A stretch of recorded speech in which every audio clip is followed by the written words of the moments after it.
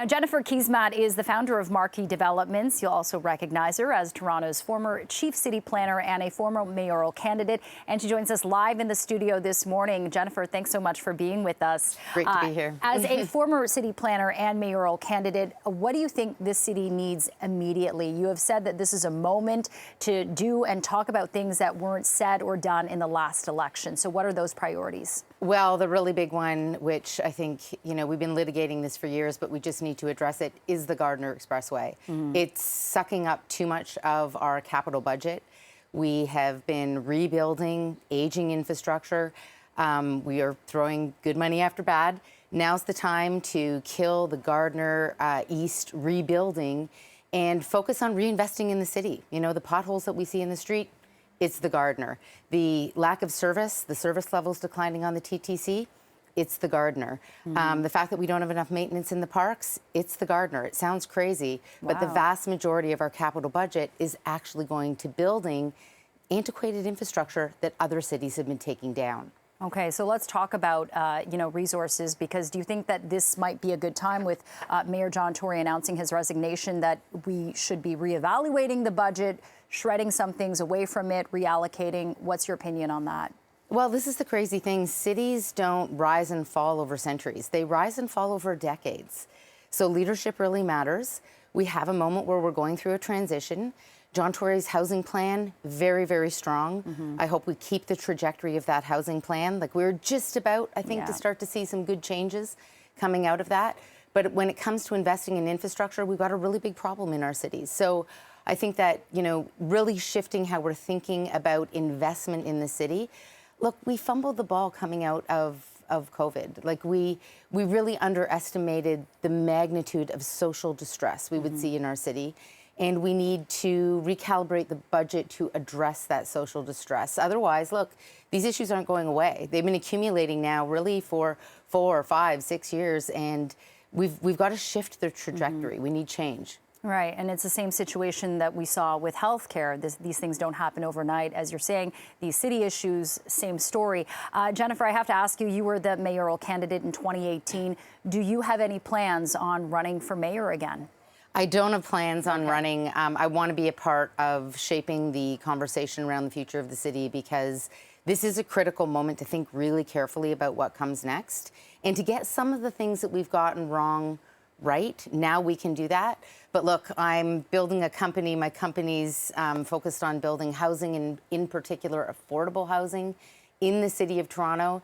This is a pretty big beast to wrestle to the ground. We've got a ton of work to do, and I'm focused on doing that. And Jennifer, you listed, several important priorities earlier when I asked you what needs immediately to be done in the city. Is there a person right now in your head that you can think of that you say, oh yes, this person would be perfect to be Toronto's next mayor? Is there someone like that in your mind? Well, this is the problem, is that we don't have clarity about who's running yet, and we don't know their platforms yet. I've been talking to potential candidates all weekend, and what I'm discovering is that a lot of them are going through this crazy recalibration in their brain because they really didn't have this on their radar screen. So when I say policy, vision, what are you going to get done? They're like, I'm putting together my team. Right. They're like, I'm trying to find a campaign manager. I'm figuring out how I'm going to raise money.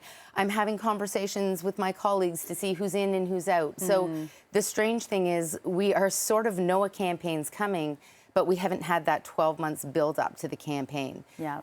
It's very, very quick. So I'm going to be watching very closely over the course of the next week or two as you start to see more people firming up the fact that they're running, and then very quickly getting out of the gate with their policies, what it is they want to get done, what their vision is.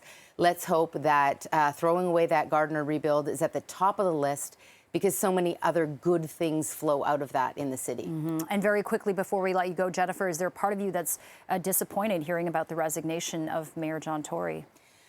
Oh, look, it's been, it's very sad. I think, this is a personal trauma for a lot of people. And I think that, there's that whole part of it that's really hard to process and really hard to understand.